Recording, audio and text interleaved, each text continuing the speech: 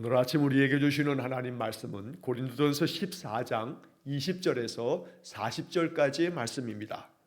고린도전서 14장 20절로 40절까지의 말씀을 봉독합니다. 형제자매 여러분, 생각하는 데는 아이가 되지 마십시오. 악에는 아이가 되고 생각하는 데는 어른이 되십시오.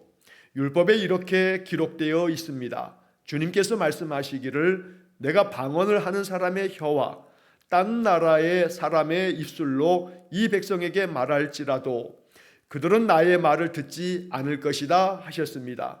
그러므로 방언은 신자들에게 주는 표징이 아니라 불신자들에게 주는 표징이고, 예언은 불신자들에게 주는 것이 아니라 신자들에게 주는 것입니다. 온 교회가 한자리에 모여서 모두가 방언으로 말하고 있으면 간 믿기 시작한 사람이나 믿지 않는 사람이 들어와서 듣고 여러분은 미쳤다고 하지 않겠습니까? 그러나 모두가 예언을 말하고 있으면 간 믿기 시작한 사람이나 믿지 않는 사람이 들어와서 듣고 그 모두에게 질책을 받고 심판을 받아서 그 마음속에 숨은 일이 드러나게 됩니다. 그래서 그는 엎드려서 하나님께 경배하면서 참으로 하나님께서 여러분 가운데 계십니다 하고 환히 말할 것입니다. 그러면 형제자매 여러분, 어떻게 해야 하겠습니까? 여러분이 함께 모이는 자리에는 찬송하는 사람도 있고 가르치는 사람도 있고 하나님의 계시를 말하는 사람도 있고 방언으로 말하는 사람도 있고 통역하는 사람도 있습니다. 모든 일을 남에게 덕이 되게 하십시오. 누가 방언으로 말할 때에는 둘 또는 많아야 셋이서 말하되 차례로 말하고 한 사람은 통역을 하십시오. 통역할 사람이 없거든 교회에서는 침묵하고 자기에게와 하나님께 말하십시오. 예언하는 사람은 둘이나 셋이서 말하고 다른 이들은 그것을 분별하십시오. 그러나 앉아있는 다른 사람에게 계시가 내리거든 먼저 말하던 사람은 잠잠하십시오. 여러분은 모두 한 사람씩 예언을 할 수 있습니다. 그래야 모두가 배우고 권면을 받게 됩니다. 예언하는 사람의 영은 예언하는 사람에게 통제를 받습니다. 하나님은 무질서의 하나님이 아니라 평화의 하나님이십니다. 성도들의 모든 교회에서 그렇게 하는 것과 같이 여자들은 교회에서는 잠잠고 있어야 합니다. 여자에게는 말하는 것이 허락되어 있지 않습니다. 율법에서도 말한 대로 여자들은 복종해야 합니다. 배우고 싶은 것이 있으면 집에서 자기 남편에게 물으십시오. 여자가 교회에서 말하는 것은 자기에게 부끄러운 일입니다. 하나님의 말씀이 여러분에게서 났습니까? 또는 여러분에게만 내렸습니까? 누구든지 자기가 예언자이거나 성령을 은사로 받은 사람이라 생각하거든 내가 여러분에게서 보내는 이 글이 주님의 명령이라는 것을 알아야 합니다. 누구든지 이것을 인정하지 않으면 그 사람도 인정을 받지 못할 것입니다. 그러므로 나의 형제자매 여러분, 예언하기를 열심히 구하십시오. 그리고 방언으로 말하는 것을 막지 마십시오. 모든 일을 적절하게 하고 질서 있게 해야 합니다. 아멘. 자, 고린도전서 14장의 이야기를 어제 1절로 19절까지의 말씀을 읽고 또 오늘 나머지 20절에서 40절까지의 말씀을 길게 읽었습니다. 자, 고린도 교회가 영적인 은사들이 참 많아서 이건 분명히 고린도 교회의 장점이고 또 칭찬받을 만한 일임에 틀림없습니다. 하지만 그 영적 은사를 받은 사람들이 마음에 교만한 마음이 생기면서 자기가 받은 영적인 은사가 최고다, 자기가 받은 영적 은사로 인해서 자기가 우월하다라고 하는 것을 드러내거나 그 은사가 오히려 무질서하게 행해지면서 교회 성도들을 불편하게 하거나 이것 때문에 시험에 들거나 또 이것 때문에 갈등이 생겨지는 것은 전혀 바람직한 태도가 아닐 것입니다. 자, 바울은 고린도 교회 안에 영적인 은사가 풍성한 것에 대해서는 칭찬을 아끼지 않지만 그러나 그 영적 은사를 어떻게 활용해야 할 것인가 라고 하는 문제에 있어서는 지혜롭지 못한 고린도 교회 신자들을 향해서 이렇게 길게 12장부터 14장까지 이 은사에 대한 여러 가지 많은 가르침들을 주고 있는 것입니다.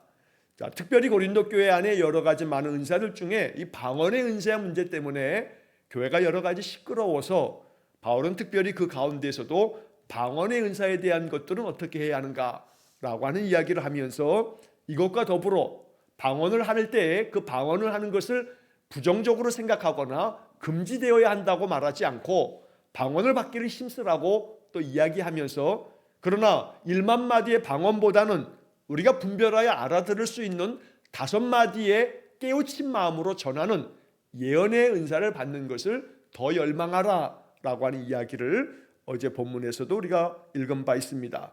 오늘 본문에서도 그 맥락이 계속해서 이어지게 됩니다. 그래서 마지막 39절 나와 있는 39절 40절의 말씀을 먼저 좀 보시면 39절에 이렇게 말합니다. 예언하기를 열심히 구하십시오. 그리고 방언으로 말하는 것을 막지 마십시오. 이렇게 방언으로 말하는 것이 잘못된 것이니 막지 말라, 막거나 또 혹은 또 금지하지 말라 이렇게 하지는 않습니다. 막지 말라고 분명히 얘기합니다. 그러니까 방언의 은사를 받은 이들이 방언으로 말하는 것은 하나님께서 주시는 큰 선물이고 영적인 은혜인 것만큼은 틀림없습니다. 그러나 분명히 28절 말씀에서 통역할 사람이 없거든 교회에서는 침묵하고 자기에게와 하나님께 말하십시오 라고도 분명한 기준을 정해주고 있습니다. 그래서 공적인 예배에서 이 방언을 하는 것이 통역하는 사람이 없으면 그것은 자기가 하나님 앞에 기도하는 그 시간에 하나님 앞에 깊이 방언으로 기도할 것이지 교회 공적 예배에서는 하지 않는 것을 좋겠다라고 이렇게 기준으로 가르쳐주고 있다는 것입니다. 그래서 마지막 40절 9절에서 모든 일을 적절하게 하고 질서 있게 해야 합니다 라고도 분명한 기준을 제시하고 있습니다. 개역개정 성경에서 40절의 말씀을 보면 세번역에서는 적절하게 라고 번역하고 있지만 개역개정 성경에서는 품위 있게 라고 번역을 합니다. 하나님이 주신 영적인 은사를 통해서 교회를 잘 섬겨가는 것은 아름답고 칭찬받을 일입니다.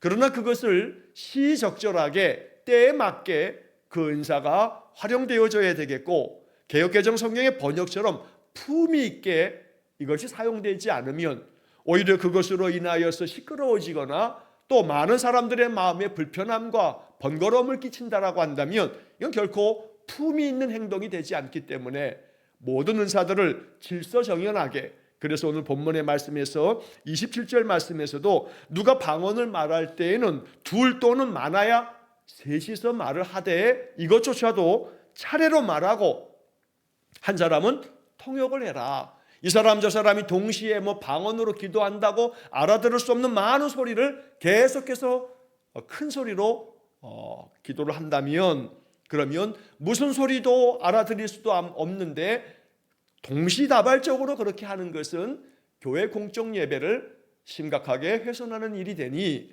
방언의 은사를 받은 사람이 있다 하면 그들이 차례로 말하고 그리고 이것조차도 통역하는 사람이 그 방언을 해석해 주는 사람이 있다면 모르지만 그런 사람이 없다면 이것은 공적인 예배에서 하지 말아라. 이걸 지양해야 한다라고 말하는 겁니다.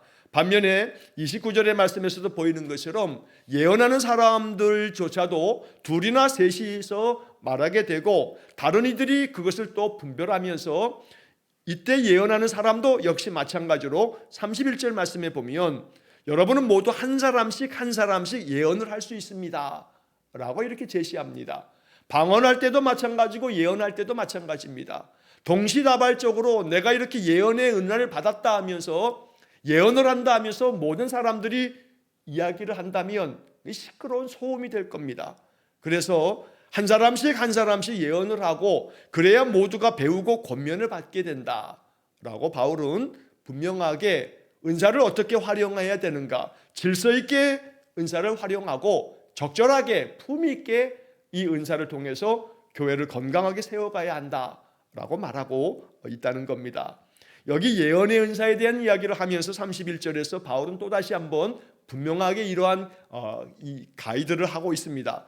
그래야 모두가 배우고 권면을 받게 됩니다 라고 세번역 성경의 31절의 마지막에 번역이 되어 있습니다. 즉 다시 말하면 예언의 은사가 교회 안에서 행해지게 될 때 이 예언이라 함은 바로 예언을 통해서 배움이 생겨지게 되고 권면을 받는 겁니다.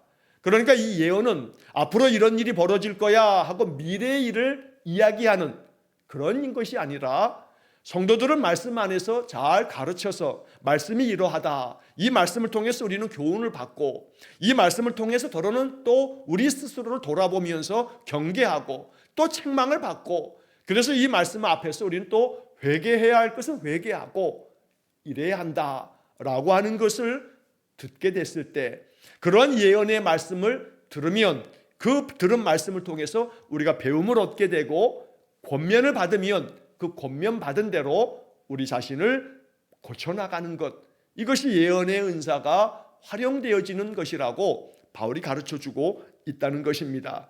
그래서 어제 보았던 본문의 말씀 3절 말씀에서 14장 3절 말씀에서 이 예언을 통해서 위로를 받고 격려를 받는다라고 분명히 얘기하고 있습니다.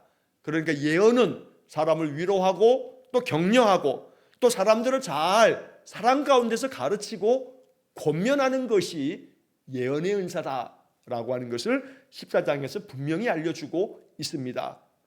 그래서 우리가 말씀 안에 거하고 그 말씀을 내 마음속에 깊이 묵상하고 또 기도하면서 내 주변에 있는 사람들을 위로해주고 권면해주고 또 그들이 잘 또 배울 수 있도록 여러 가지 것들을 친절하게 또 겸손하게 온유한 마음으로 잘 또 안내해주고 가르쳐주고 권면해준다면 이것이 바로 우리에게 주신 예언의 은사다라고 바울이 이 14장에서 예언의 은사가 무엇인지를 분명히 알려주고 있다는 겁니다. 그래서 우리의 신앙의 삶에서 방언으로 알아듣지 못하는 소리를 계속 이야기하는 것, 이것이 하나님 앞에서 영적인 분명한 은사이기에 이걸 통해서 영적으로 우리가 깊이 하나님의 그 은혜를 맛볼 수 있지만, 그러나 교회가 공적으로 또 교회 성도들의 유익을 위해서 우리는 예언의 은사를 더욱더 열망하라 라고 바울은 이 14장에서 전체적으로 계속 이 이야기를 반복하고 있는 것입니다.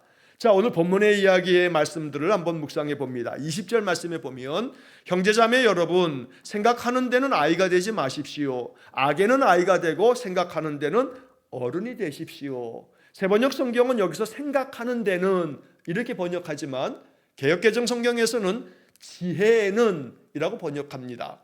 지혜에 있어서는 어린아이가 되지 말고 악에 있어서 악한 행동을 하는 데는 아이가 되어야 된다.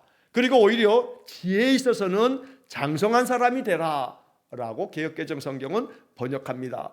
자, 그런데 새번역 성경은 이 지혜라고 하는 말을 생각하는 데는, 생각하는 것으로 번역을 하고 있다는 겁니다.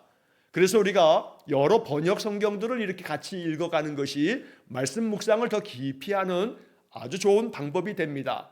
자, 개역개정 성경에서 지혜로 번역되어 있지만 새번역 성경의 번역처럼 생각하는 것, 그래서 하나님 앞에서 기도하면서 우리가 늘 말씀을 꾸준히 읽고 묵상하면서 말씀 안에 거하면서 생각하게 되면 그 생각 속에 하나님의 영이 임하고 우리의 생각을 늘 인도해 주실 때에 우리가 그 생각하는 것조차도 장성한 사람처럼 여러 가지 많은 것들을 잘 생각하고 판단하게 된다라고 이야기하는 겁니다. 여기서 아이가 되지 말라라고 하는 것은 아이들, 어린아이들에 대해서 폄훼하는 얘기가 아니고, 아이들의 생각이라고 하는 것은 그 다음을 잘 이렇게 염두에 두지 아니하고 즉각적으로 지금 나에게 마음 가운데 내가 원하는 것들만 그냥 단편적으로 이렇게 판단하고 그것을 원하고 또 그것을 마음 가운데 품게 되는 것이 아이들이 가지고 있는 생각의 미숙함인데, 그 미숙함을 이야기하는 것입니다. 즉 그래서 이 20절의 말씀은 이렇게 이해해야겠습니다. 생각을 할 때 미숙한 생각에 머물지 말아라.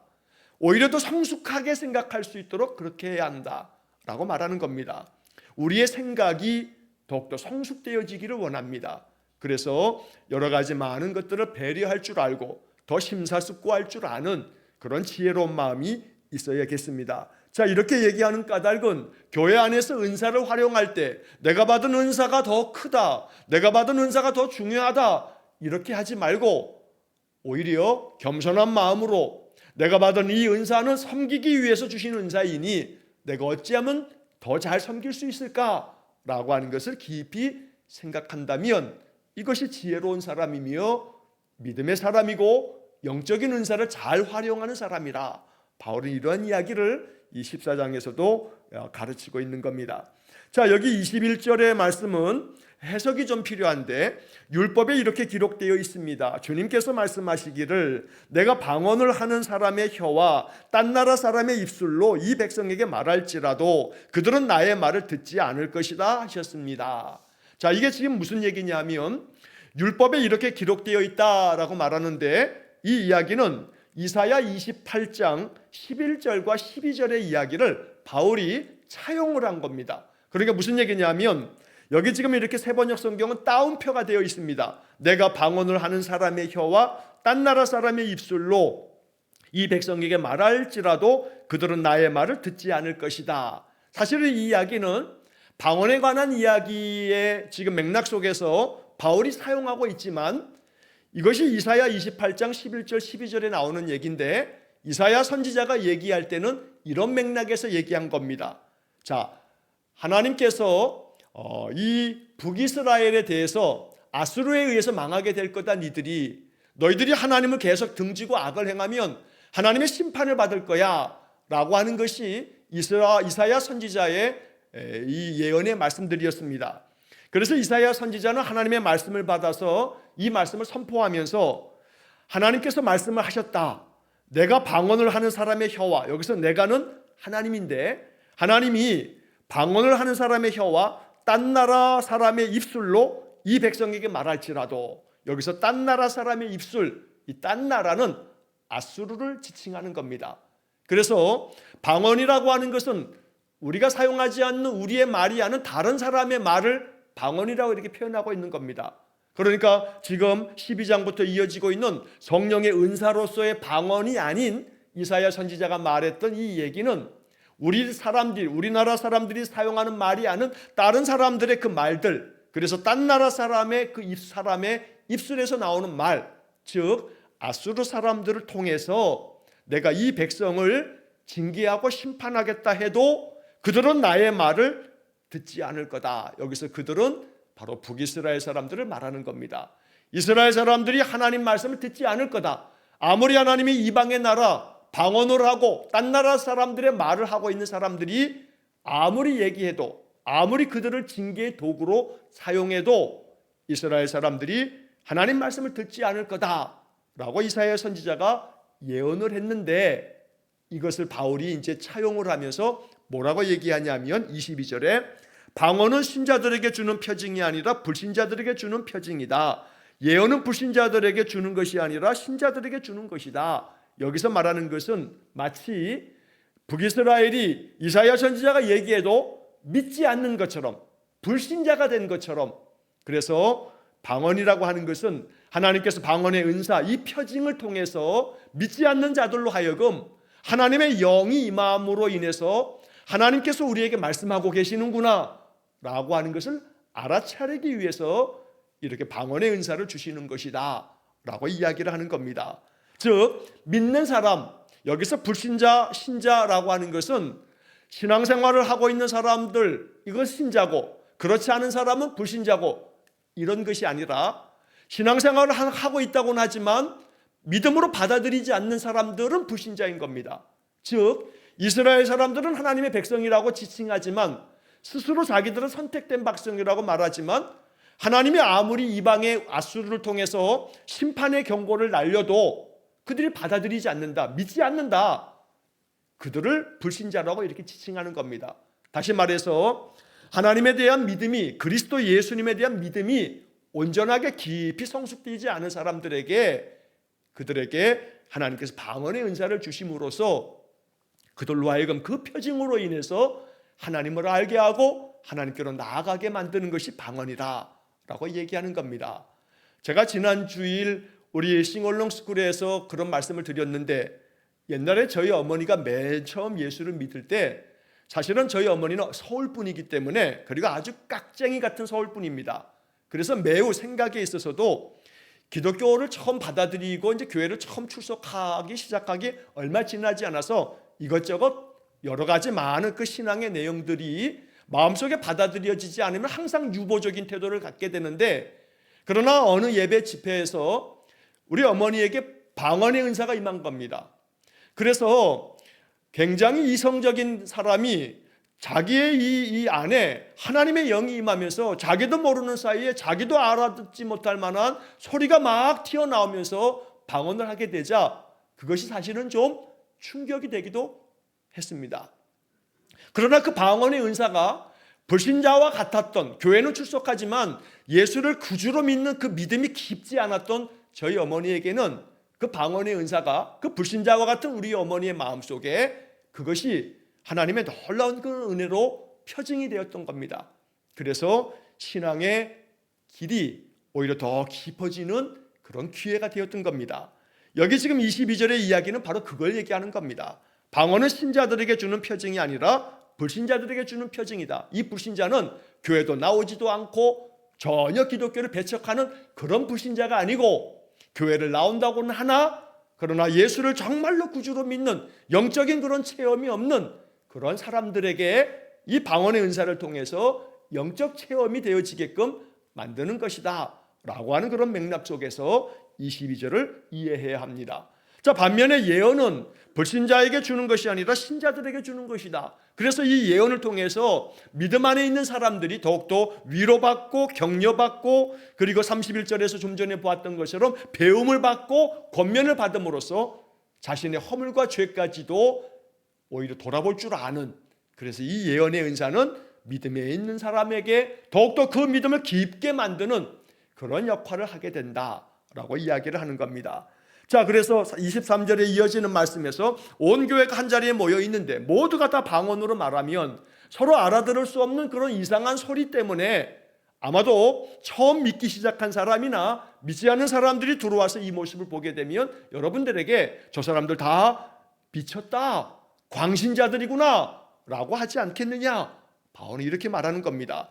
그러나 반대로 예언을 하는 일에 있어서 사람들이 이렇게 예언의 은사를 받아서 뒤에서 말하고 있는 것처럼 한 사람씩 한 사람씩 예언을 하게 되어 그 말씀을 통해서 배움을 받고 권면을 받는다면, 그러면 믿기 시작한 사람이나 믿지 않는 사람이라 할지라도 이런 모습을 보면 그렇게 예언하는 사람의 이야기를 통해서 사람들이 배움도 받고 권면도 받고 자기의 죄도 돌아보게 되고 그래서 그 죄의 앞에서 회개하면서 자신을 변화시켜 가고 이런 모습을 보게 되면, 그러면 초신자나 믿지 않는 사람이라 할지라도 당신들 속에 하나님이 계시는구나 라고 이렇게 인정하게 될 거다, 이렇게 25절까지 얘기하는 겁니다. 그래서 24절 마지막 부분에서 그 모두에게 질책을 받고 심판을 받아서 라고 하는 번역은 오해하지 말아야 합니다. 예언의 은사를 받은 사람이 격려해주고 위로해주고 또 가르쳐주고 권면을 하게 될 때 이걸 통해서 우리의 허물도 또 드러나게 되고 그 말씀을 듣다 보니 나는 그렇지 못했구나, 이것이 나에게 스스로에게 질책이 되고 스스로에게 심판이 되면, 그래서 나는 이 말씀을 듣다 보니 그 예언하는 이의 그 말씀을 들으면서 내가 이런 부분은 잘못됐구나 라고 하는 것을 스스로 깨달으면서 그러면서 그것을 고쳐나가게 된다. 그래서 그 마음속에 숨은 것이 드러나게 됩니다 라고 하는 얘기도, 예언하는 사람의 그 알아들을 수 있는 말로 하나님 말씀을 받다 보면 내가 이제는 이렇게 해야겠구나, 내 마음속에 이런 것이 있었는데 이거는 좀 바꿔야겠구나, 이렇게 생각하게 되면 자기 마음속에 숨겨져 있는 것, 자기 마음속에 감추어져 있는 것도 스스로 깨달으면서 이것을 바꾸어가고 변화시켜 가는 것, 이것이 예언의 은사를 통해서 교회가 건강하게 세워지는 것이라고 바울이 알려주고 있는 겁니다. 자, 그래서 26절에서 바울은 다시금 이렇게 말합니다. 그러면 형제자매 여러분 어떻게 해야 하겠습니까? 이제 구체적으로 바울이 방법을 또다시 제시해 줍니다. 자, 함께 모이는 자리에서 찬송하는 사람도 있고 가르치는 사람도 있고 하나님의 계시를 말하는 사람도 있고 방언하는 사람도 있고 통역하는 사람도 있다. 앞서서도 얘기한 것처럼 이렇게 몸은 하나이나 여러 지체가 있는 것처럼 다양한 은사들을 다양한 사람들이 받아서 이것을 통해서 26절의 마지막에 모든 일을 남에게 덕이 되게 하십시오.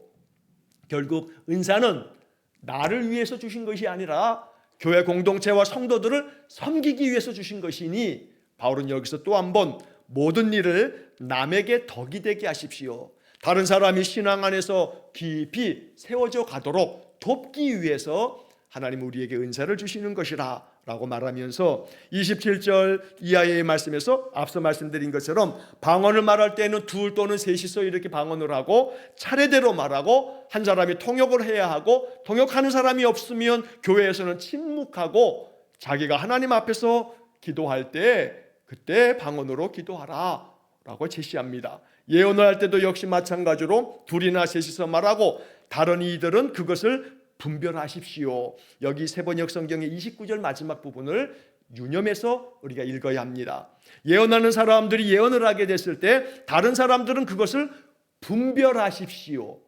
그래서 예언하는 사람이라고 해서 하나님이 나에게 이런 말씀으로 내게 감동을 주셨다 하면서 이야기를 하는데 그 이야기가 자기가 주관적으로 생각하는 것을 막 이야기하는데 아무리 그것이 예언의 은사라고 하여도 듣는 사람이 이걸 분별해야 된다고 말하는 겁니다.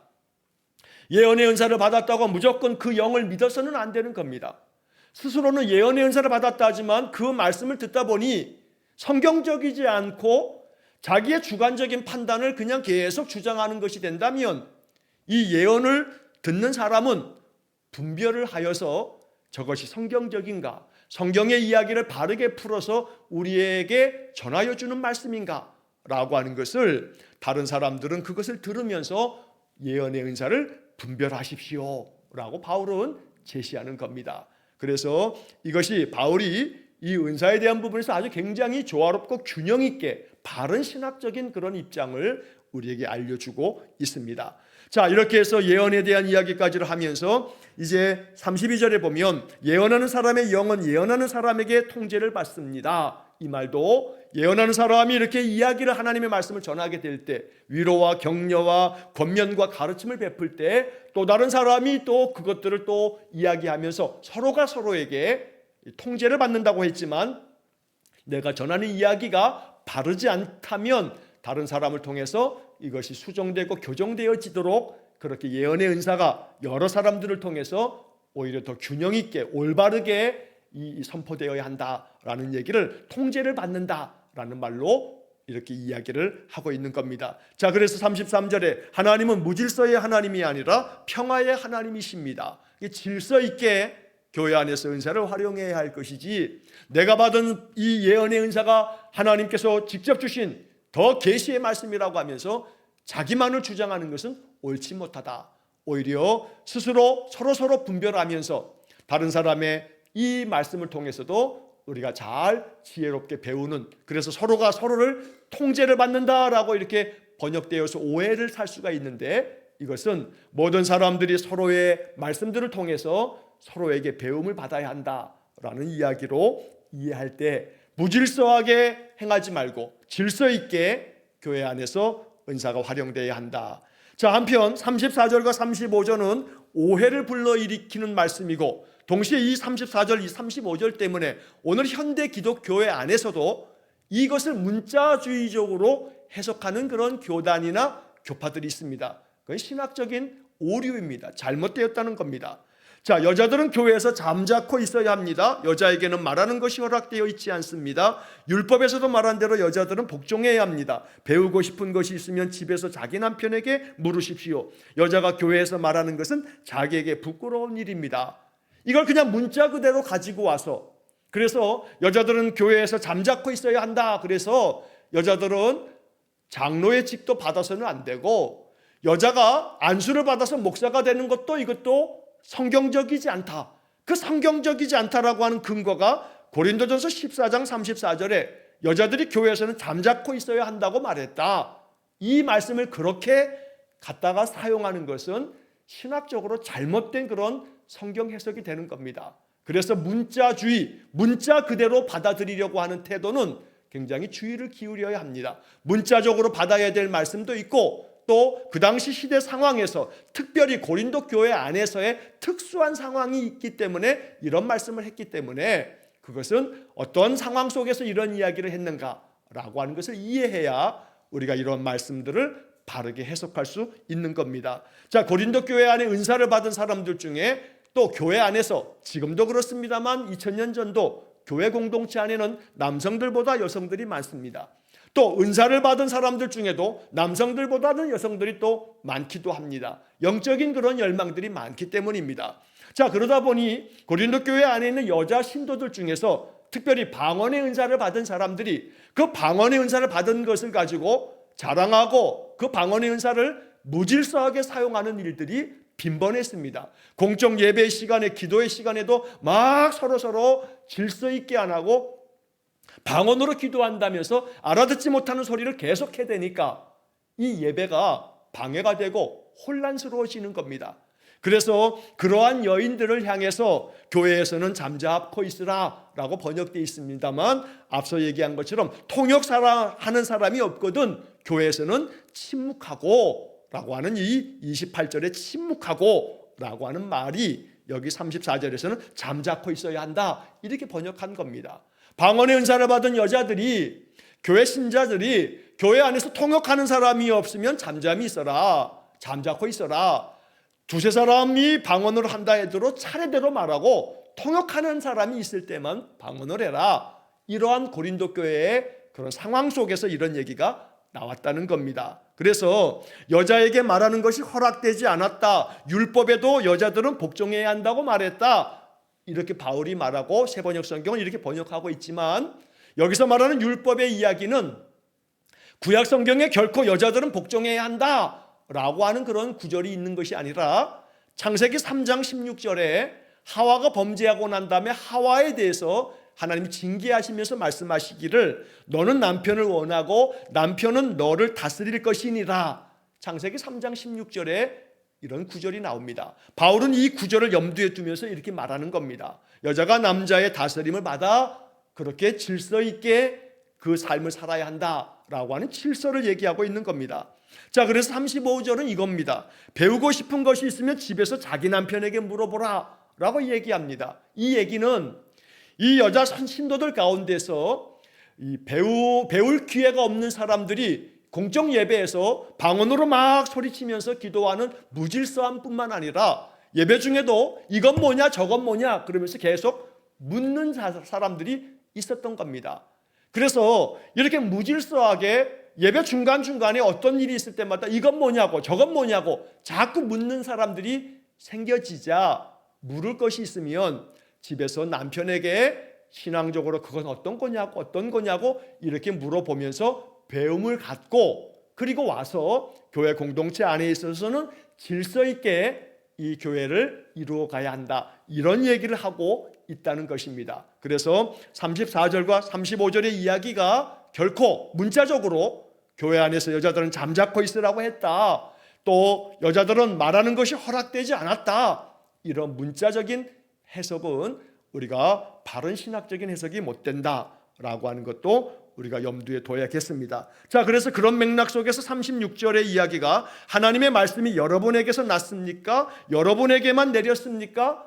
그러니까 하나님의 말씀이 자기에게만 임한 것처럼 방언으로 막 무질서하게 기도하면서 공적인 예배나 함께 모여서 은혜로워야 할 시간을 혼란스럽게 무질서하게 만들지 말라라고 하는 이야기로 바울이 가르치고 있다는 것입니다.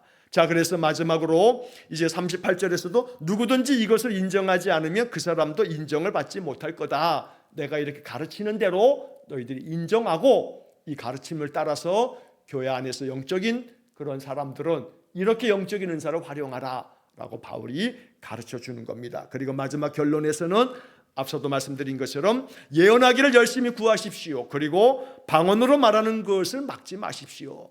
방언으로 말하는 이 은사가 잘못됐다는 것이 아니니, 그렇다고 이렇게 얘기했다고 해서 그래 방언하는 사람들 이거 조심해야 돼, 이 사람들은 안 되겠구만, 이렇게 바울의 지금 이 14장의 권면을 그렇게 받아들이지는 말아라. 방언하는 것을 막지 말아라. 방언의 은사가 하나님 주신 은혜이니 그 은혜를 풍성히 누리도록 하되, 여기서 말하고 있는 가르침대로 행하고 예언을 통해서 우리가 분명히 알아들을 수 있는 말씀으로 서로 3절에 말한 것처럼 위로하고 격려하고 31절에서 말한 것처럼 배우고 권면하는 이러한 위로와 격려와 또 배움과 권면이 있도록 예언하는 일에 더욱더 열심을 다하라 라고 바울이 가르치는 겁니다. 이러한 모든 것들이 우리의 신앙의 삶에도 지혜로운 배움이 될 수 있기를 간절히 축원합니다. 기도하겠습니다. 자비로우신 아버지 하나님, 하나님은 무질서의 하나님이 아니라 평화의 하나님 되시며, 그래서 교회 모든 성도들은 교회를 건강하게 세워가기 위해서 적절하게 질서 있게 또 품위 있게 우리가 받은 은사를 다른 사람을 섬기기 위한 도구로 잘 사용할 수 있기를 원합니다. 우리 일산흥원교회 모든 성도들도 지혜롭게 생각하고 그 깊은 생각이 성도들을 서로 위로하고 격려하고 또 권면하는 아름다운 성도들 되게 해 주셔서 이 교회가 건강하게 세워져 가도록 은혜를 내려 주옵소서. 오늘도 한날의 모든 삶을 주님께 의탁하오며 예수님 이름으로 기도하옵나이다. 아멘. 우리 구주 예수 그리스도의 은혜와 하나님 아버지의 극진하신 사랑과 성령의 교통하심이 날마다 하나님 주신 영적 은사를 감사함으로 받아 교회를 섬기고 성도를 섬기는 일에 아름답게 활용하기를 간절히 기도하는 머리 숙인 귀한 성도들 위해와 저들 가정과 온 가족들 위해 영원토록 함께 하시길 축원하옵나이다. 아멘.